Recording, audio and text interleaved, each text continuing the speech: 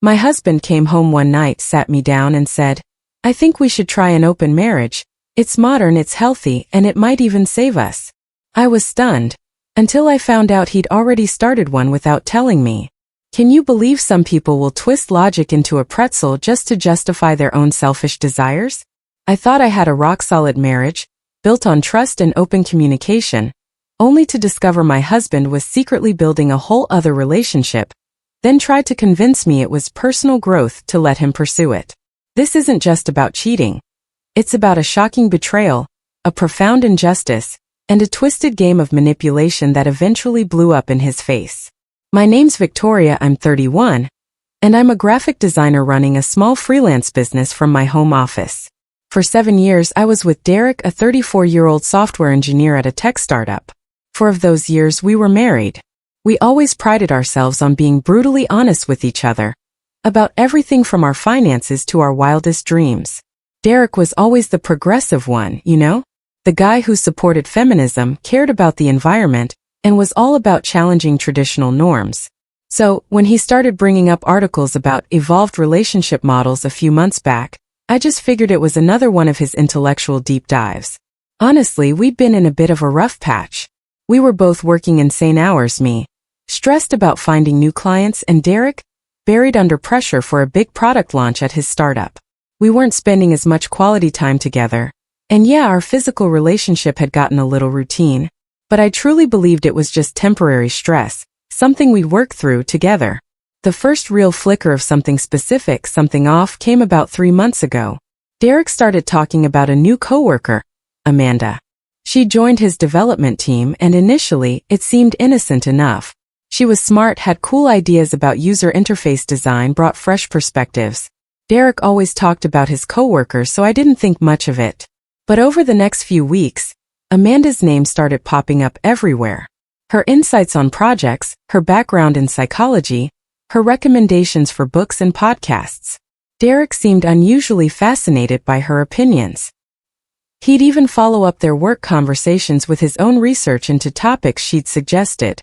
Around the same time, Derek started staying late at work more often. He'd come home buzzing, talking about productive brainstorming sessions.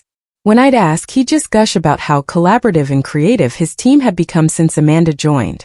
Then, he started bringing up these really theoretical questions during dinner. Like, do you think it's realistic to expect one person to meet all your emotional and intellectual needs? Or, what about people who say monogamy is an outdated social construct? They felt like philosophical debates, not personal concerns, so I engaged, not realizing they were tests. 2 months ago, things got even more noticeable. He began taking longer lunch breaks, always returning from work chatting about these fascinating conversations he'd had with Amanda. Everything from AI to relationship psychology. He was reading books she'd recommended, watching documentaries she'd suggested. He seemed intellectually alive in a way I hadn't seen since we first started dating. And his phone. Suddenly, it was glued to his side. Taking it to the bathroom, keeping it face down at dinner, stepping outside for work calls, that used to happen right in front of me. When I asked, he brushed it off, saying his team was dealing with sensitive client information.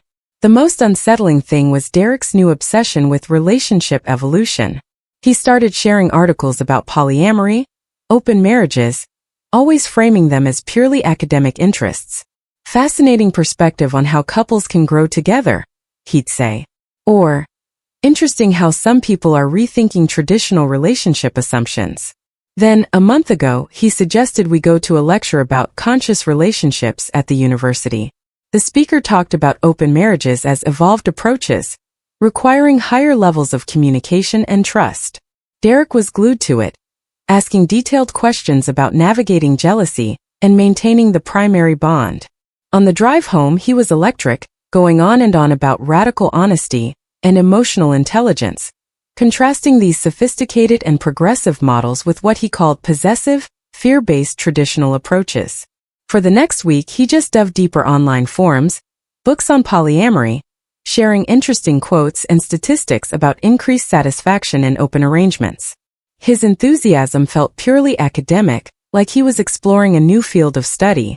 But then, 3 weeks ago, the shift was undeniable. Derek started mentioning that Amanda was going through a tough breakup. He sounded so sympathetic, so admiring of how maturely she was handling it. And then he started staying even later at work, claiming he was providing colleague support, and that their team was working extra hours to cover for her occasional emotional days. His descriptions of Amanda became incredibly detailed, incredibly personal. He'd share her insights on relationships, her perspectives on emotional growth, her approaches to handling stress. He was utterly impressed by her emotional intelligence and self-awareness, constantly contrasting her with conventional thinking. 2 weeks before the bomb dropped, he started making these subtle comments about our relationship, how comfortable we'd become, but in a way that sounded negative. He'd talk about the importance of continued growth and exploration, hinting that we were too settled, not challenging each other enough. Then 6 weeks ago on a Thursday evening it happened. Derek came home with this almost manic energy. After dinner he hit me with it. "Victoria," he started, sitting across from me at the kitchen table, "I've been doing a lot of thinking about us. I think we have a really strong foundation, but I'm wondering if we might be limiting ourselves by staying within traditional relationship boundaries." I asked what he meant by limiting ourselves, and he launched into this rehearsed speech about evolved relationship models and conscious non-monogamy. He talked about how allowing space for other connections actually strengthened their primary bond. And then he said it. "I think we should consider trying an open marriage." His eyes were practically sparkling with excitement. "Not because anything is wrong with us," he insisted, "but because we're both intelligent, secure people who could handle a more sophisticated approach to partnership." I was absolutely floored. All his talk about alternative relationships, and yet I never thought he'd suggest we actually try one.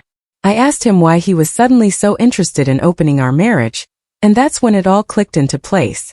"Well," he said, as if it was the most obvious thing in the world, "there's this woman at work named Amanda who's really interesting. She's incredibly intelligent and has such unique perspectives on life and relationships. Think it would be amazing if we could explore connections like that without having to deny ourselves those experiences." I just stared at him, my husband processing his words. "So, you want permission to pursue a relationship with Amanda specifically?" He immediately got defensive. "That's such a narrow way to think about it. This isn't about one person. It's about embracing a more evolved approach to love and partnership. Amanda just happens to be someone who is intellectually stimulating and emotionally mature enough to handle this kind of arrangement." I pointed out that he'd literally started by mentioning Amanda as his reason, and he got frustrated, calling my thinking conventional. He insisted I was missing the bigger picture, reducing his personal growth journey to simple infidelity. "You're being really narrow-minded about progressive relationship styles," he said. "This isn't about cheating. It's about conscious choices and intentional love. Amanda and I have been having incredible conversations about this stuff, and she's helped me realize how limited traditional monogamy can be." That's when it hit me. He had already been discussing our marriage, our future, and his desires with Amanda. I asked him directly if he'd been talking to her about opening our marriage, and he actually admitted she'd been really supportive of his relationship evolution and had shared her own experiences with non-traditional partnerships. I told him I needed time to process, and that I wasn't comfortable with him continuing to discuss our marriage with Amanda while I was still trying to figure out my feelings. He agreed, but he seemed so confident I'd eventually see the benefits of his evolved approach. It's been 2 weeks since Derek's open marriage proposal, and things have unfolded exactly as I expected once I understood his real game. He tried to be patient at first, but his actions made it clear he was already emotionally invested in Amanda, regardless of how I felt. That first week, he was still working late, still having deep conversations with Amanda about relationship philosophy. When I pointed out that these ongoing discussions violated my request for space, he accused me of being controlling, of trying to limit his friendships.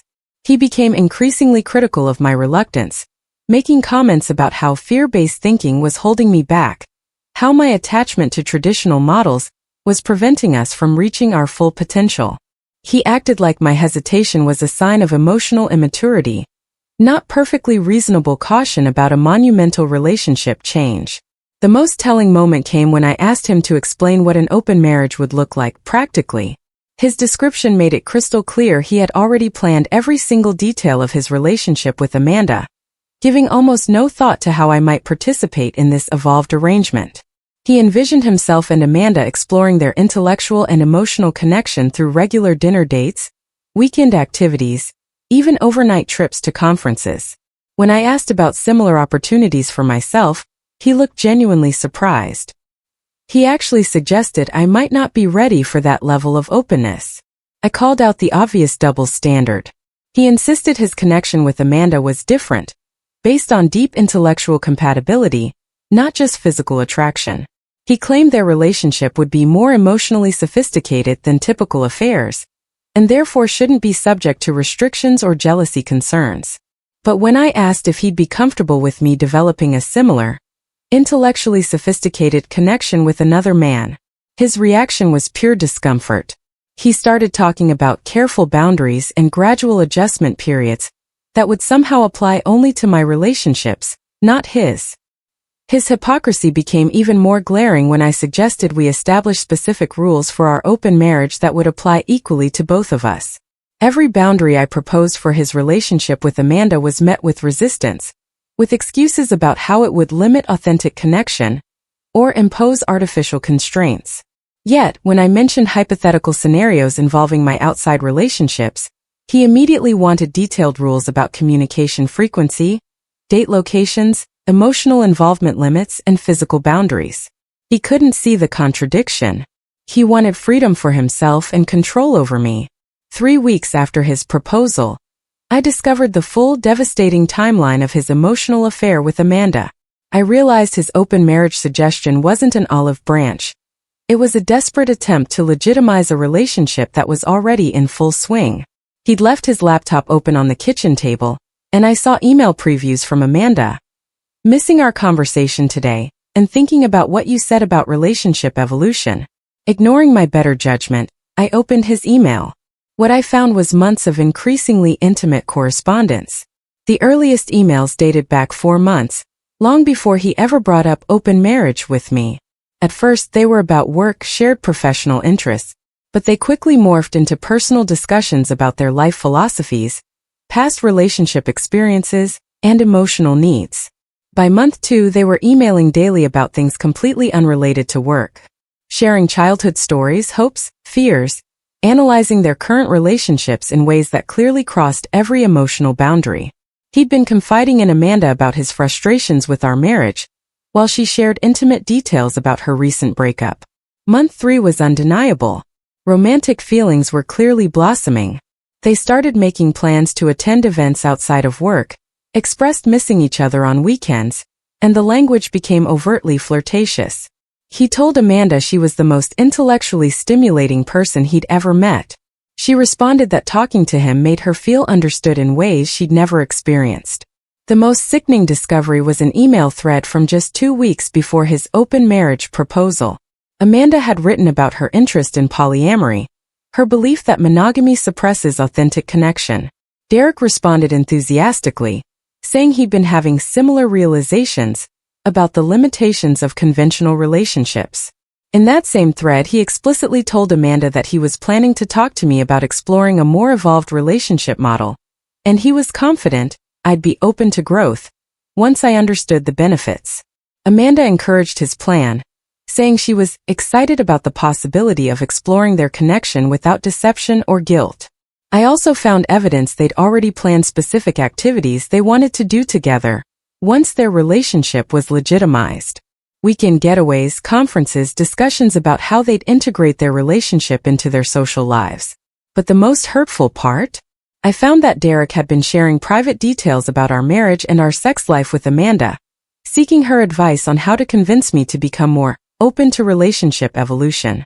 Amanda had even suggested specific strategies, including the progressive framing he'd used when he slowly introduced open marriage concepts to me. When I confronted him, he tried to deny it, saying their communication was purely intellectual, that I was misinterpreting friendship. But as I read specific email excerpts aloud, his denials crumbled.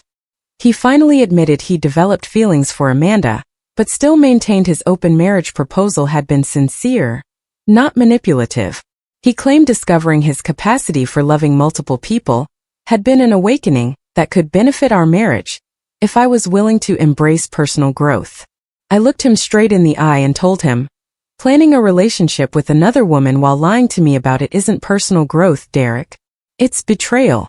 Your evolved relationship model is just infidelity with intellectual justification. 1 month after discovering Derek's emotional affair, I filed for separation. I began the agonizing process of disentangling our lives. His reaction to my decision truly showed me his true character, the sheer selfishness at the heart of his progressive relationship philosophy. Initially, he was genuinely shocked. He couldn't believe I would throw away our marriage, instead of embracing this opportunity for mutual growth. He honestly seemed to think I should be grateful for his honesty about Amanda, excited about the chance to evolve our relationship to accommodate his additional romantic interests. For days, he tried to convince me I was making a mistake, that I was acting out of fear and conventional conditioning. He sent me articles about successful open marriages, testimonials from couples who'd overcome infidelity through polyamory, even suggested a therapist who specialized in alternative relationship structures. When none of that worked, he became angry, accusatory. He claimed I was being possessive and controlling by refusing to support his personal growth. He said I was threatened by intellectual women like Amanda, that my insecurity was preventing me from appreciating the sophisticated connection they developed. Then he started rewriting our entire marriage history. Suddenly, he remembered years of feeling emotionally unfulfilled and intellectually unstimulated with me. Meeting Amanda, he claimed, had shown him what he'd been missing, and staying monogamous with me would be settling for less than authentic love. The most infuriating conversation happened when he actually accused me of punishing him for being honest about his feelings for Amanda. I pointed out he was only honest after I discovered his secret relationship, and his open marriage proposal was a blatant attempt to legitimize an affair that was already well underway.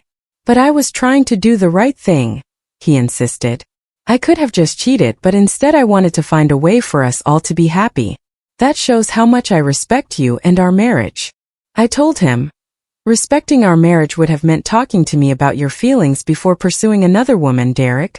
Not after you'd already developed an emotional relationship with her. Real honesty would have involved addressing your concerns with me, instead of confiding in Amanda about them.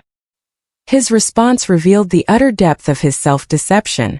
But if I talked to you first, you might have said no, and then I would have missed out on this incredible connection with Amanda. That statement, that one sentence crystallized everything for me. His evolved relationship philosophy wasn't about growth or honesty. It was just sophisticated selfishness. He wanted the benefits of a wife at home while pursuing excitement with Amanda, and he'd somehow convinced himself this arrangement was progressive, instead of just plain greedy. 6 weeks later, our separation became a divorce, and the final pieces of Derek and Amanda's story fell into place, confirming that ending our marriage was absolutely the right decision. Derek moved in with Amanda immediately. Their intellectual connection quickly morphed into a full-blown romantic relationship, complete with social media announcements about their conscious partnership and intentional love. They presented themselves as this enlightened couple who transcended conventional limitations through emotional maturity and open communication. But within a month of living together, Derek was complaining to mutual friends that Amanda was too demanding of his time and attention.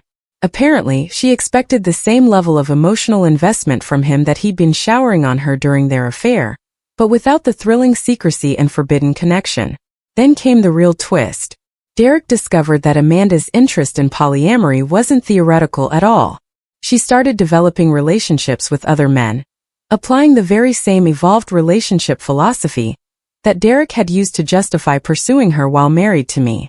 When Derek expressed jealousy and discomfort with Amanda's other relationships, she calmly reminded him of his own arguments about personal growth and emotional evolution. According to friends who stayed in touch with both of them, their relationship became increasingly turbulent. Derek apparently realized he preferred being the pursuer rather than competing for attention. And Amanda discovered that Derek's interest in relationship evolution only extended to his own freedom. Their relationship imploded after 3 months, when Derek found evidence that Amanda had been lying to him about the emotional depth of her connection with another partner. The irony was palpable. Derek felt betrayed and deceived, utterly unable to see that Amanda was treating him exactly the way he had treated me. He actually tried to reconcile with me after his relationship with Amanda blew up. He claimed the experience had taught him to appreciate what we'd had, that losing me had shown him the difference between genuine love and temporary infatuation, and that he was ready to commit fully to our marriage. I declined. His behavior during our marriage and separation had shown me that his capacity for selfishness and self-deception was fundamentally incompatible with the kind of partnership I wanted. His personal growth had consisted of learning to rationalize betrayal, not developing actual emotional maturity. I'm now in a relationship with someone who understands that real love involves choosing your partner every single day, not seeking permission to explore other options. The contrast between my current partner's straightforward honesty and Derek's manipulative intellectualization has shown me what authentic emotional connection actually looks like. Derek's evolved relationship philosophy taught me something valuable, just not what he intended. It showed me that people who want to have their cake and eat it too will always find sophisticated ways to justify their selfishness, and that true partnership requires genuine, unwavering commitment, not just theoretical openness to all possibilities.